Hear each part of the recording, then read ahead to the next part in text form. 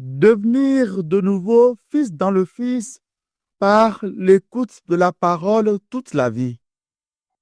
Frères et sœurs, en ce deuxième dimanche de Carême, les fruits à cueillir, c'est-à-dire ce que nous allons acquérir de nouveau en signe de recréation ou de renaissance à la fin du Carême, c'est d'après l'Évangile engendrer de nouveau le moi spirituel.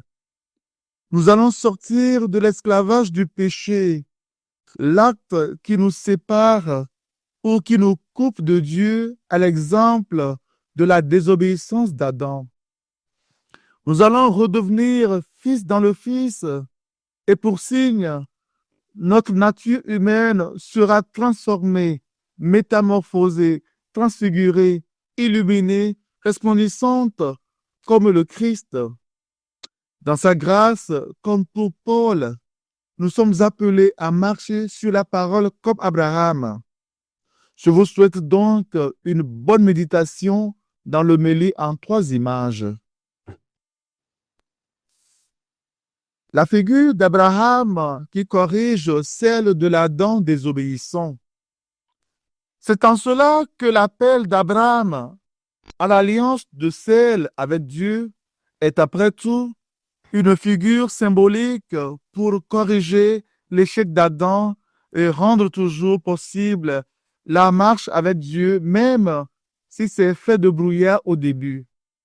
En effet, ce qui a coûté à Adam, c'est-à-dire la personne humaine, fut aussi dressé au prime abord au futur Abraham. Tout comme Adam et Ève, devant les 2 voies inextricables de la vie, dont très souvent on ne sait laquelle suivre et que le manque de maturité nous en fait emprunter la mauvaise, pour reprendre Amadou Koné dans les Fax de Binto, causant dès leur révolte après réalisation du mensonge de l'attrait du mal. Le futur Abraham avait aussi la liberté de refuser ou d'accepter la proposition de Dieu. Mais la leçon du récit est justement de montrer à l'homme, au croyant, que de même, si l'avenir n'est jamais clair totalement au début, sinon qu'en avançant, il faut dépasser la peur de l'incertitude et faire de même dans la foi. Avancer parce que celui qui parle, c'est Dieu, et on ne se perd pas, insinue si bien Blaise Pascal dans son pari de la foi. Le rabbi Rachid de notre ère commente: quand Dieu vient au-devant de l'homme pour lui proposer d'entrer dans son amitié, c'est pour le bien de l'homme. C'est donc une chance pour Abraham de rencontrer le vrai Dieu, quoique anonyme, car il est à son bonheur. Lui, le Dieu de la terre et le Dieu de la vie, Elohim biologique. Va pour toi, pour ton bien. Tu as de la chance. L'appel implique l'avancement dans la connaissance de Dieu, tout comme dans la vie humaine et dans la vie spirituelle. Il faut un désir, une rencontre, une rupture avec les inutilités, les fétiches cultuels, moraux, une décision convaincue et un abandon dans les mains de Dieu de la vie. En ces jours-là, le Seigneur dit à Abraham: quitte ton pays, ta parenté et la maison de ton père et va vers le pays que je te montrerai. Tout au long de la marche, dans l'obéissance, nous deviendrons en Dieu, par notre collaboration, ce que Dieu réserve à l'homme ou aux croyants. Je ferai de toi une grande nation. Je te bénirai, je rendrai grand ton nom, et tu deviendras une bénédiction. Je bénirai ceux qui te béniront. Celui qui te maudira, je le réprouverai. En toi seront bénies toutes les familles de la terre.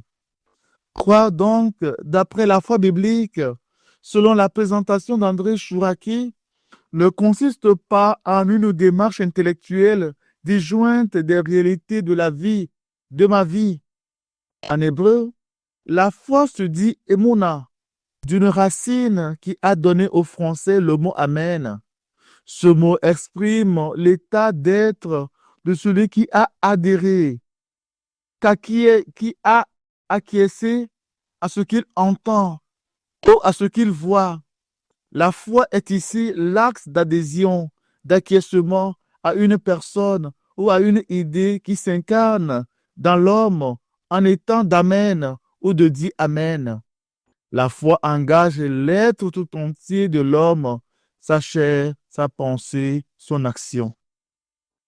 Et la bénédiction conséquente n'est pas du tout égoïste, mais ouverte et altruiste.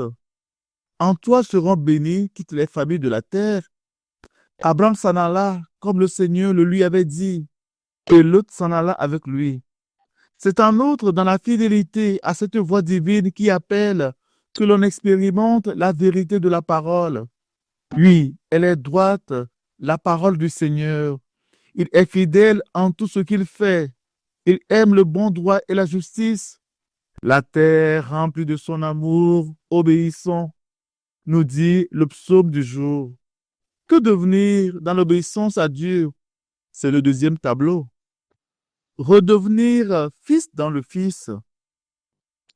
La condition de l'atteinte de cet état de maturité spirituelle, de la transfiguration aux métamorphoses, est l'écoute obéissante à l'appel ponctuel du Dieu qui appelle et l'attention à la voix permanente du même Dieu qui marche avec l'homme en lui découvrant la vie au pas cadencé et rythmé de la parole de vie comme expression de sa symphonie pastorale, bien sûr en son Fils.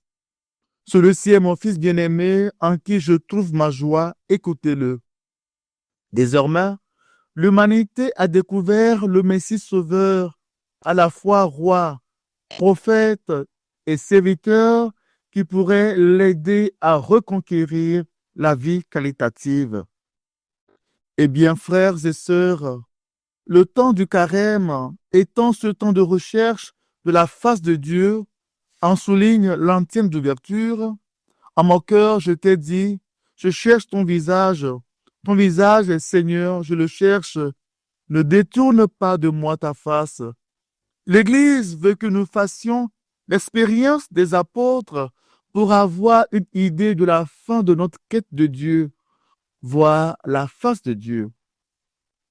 En Bible, aller sur une montagne, mieux sur les hauteurs, veut dire aller à la recherche du salut, tout comme on peut trouver refuge sur une hauteur en cas d'inondation. C'est surtout aller à la rencontre de Dieu. Rappelons que Moïse et Élie ont respectivement rencontré Dieu sur une montagne, Sinaï pour Moïse et Horeb pour Élie.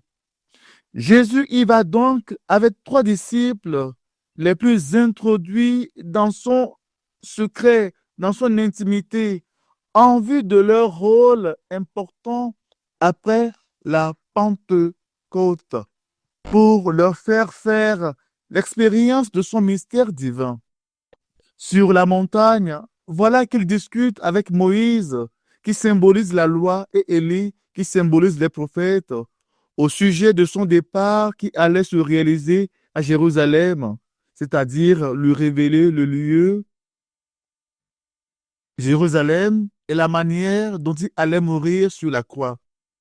Or, de la même manière qu'Abraham accepta la proposition de quitter son pays pour devenir le père d'une multitude, de la même manière, Jésus, par son départ de ce monde à son Père, s'octroiera une multitude d'hommes, de femmes, croyant en son nom, tous les chrétiens du monde et de toutes les générations, chacun de nous, donc. Mais pour les apôtres, ce qui semble les intéresser à leur réveil du sommeil, c'est la blancheur, la gloire, jamais vue de Jésus-Christ, au point que Pierre proposa au Seigneur, Maître, il est heureux que nous soyons ici. Si tu le veux, dressons 3 tentes, une pour toi, une pour Moïse et une pour Élie. Pour Luc, il notifia si bien dans son évangile, il ne savait pas ce qu'il disait. Cependant, cette vision que le Maître leur donna de vivre s'inscrit dans son projet suivant. D'ici peu de temps, le monde ne me verra plus. Mais vous me verrez vivant et vous vivrez aussi. En ce jour-là, vous reconnaîtrez que je suis en mon Père, que vous êtes en moi et moi en vous. Celui qui reçoit mes commandements et les garde, c'est celui-là qui m'aime. Et celui qui m'aime sera aimé de mon Père. Moi aussi, je l'aimerai et je me manifesterai à lui. Jean 14, 19 à 21. Que faire? Frères et sœurs, soyons convaincus que chaque séance de prière personnelle, vraie, sérieuse, profonde, comme une réponse d'amour au Dieu qui suscite une telle rencontre, au cours de laquelle la Sainte Trinité est présente, nous fait faire quelque peu l'expérience de Jésus. Sensation d'élévation, joie intérieure d'avoir vécu la communion avec Dieu, irradiation de la face, signe de la présence adoucissante de l'Esprit Saint. Qui regarde vers lui resplendira, sans ombre ni trouble au visage, nous dit le psaume 33, verset 6. Le désir de retrouver ces moments perdus nous fait saisir ce temps de grâce en élément symbolique du carême pour nous rappeler l'urgence de revenir à Dieu et de retrouver l'enfant spirituel, de demeurer fils dans le Fils. Saint Paul nous en parle. Cette grâce nous avait été donnée dans le Christ Jésus avant tous les siècles et maintenant elle est devenue visible car notre Sauveur, le Christ Jésus, s'est manifesté. Il a détruit la mort et il a fait resplendir la vie et l'immortalité par l'annonce de l'Évangile. Le carême est donc une image du moment favorable, le jour du salut où l'humanité entière est appelée à revenir à Dieu. Réécoutons donc cette belle résonance du prophète Isaïe. Venez et discutons, dit le Seigneur. Si vos péchés sont comme l'écarlate, ils deviendront aussi blancs que neige. S'ils sont rouges comme le vermillon, ils deviendront comme la laine. Isaïe 1, verset 18. Frères et sœurs, à l'issue de cette méditation qui n'a pas la prétention d'épuiser tout le mystère de Dieu, quelle décision prends-tu donc? Comment entames-tu ce temps de carême? Avances-tu dans tes résolutions? Racontes-tu des échecs? Ce n'est pas le plus important. Après chaque échec, tu peux encore te relever et continuer la marche. Le but est à la fin. Nous pourrons nous dire heureux ceux qui marchent, qui se relèvent malgré leur chute. Dieu est amour, il nous attend. N'oublie pas ce qu'il nous dit par son prophète. Quels que soient nos péchés, lui, Dieu, notre Dieu, est capable de nous blanchir, de nous rendre plus blancs que neige. Alors, mon frère, ma soeur, courage, marche vers la réalisation de ton engendrement spirituel. Le temps du carême est symbolique. Le Seigneur donne le temps, tout le temps de la vie pour revenir à lui, pour renaître à la vie divine. Que l'Esprit Saint te soutienne, que la Vierge Marie marche avec toi. Amen.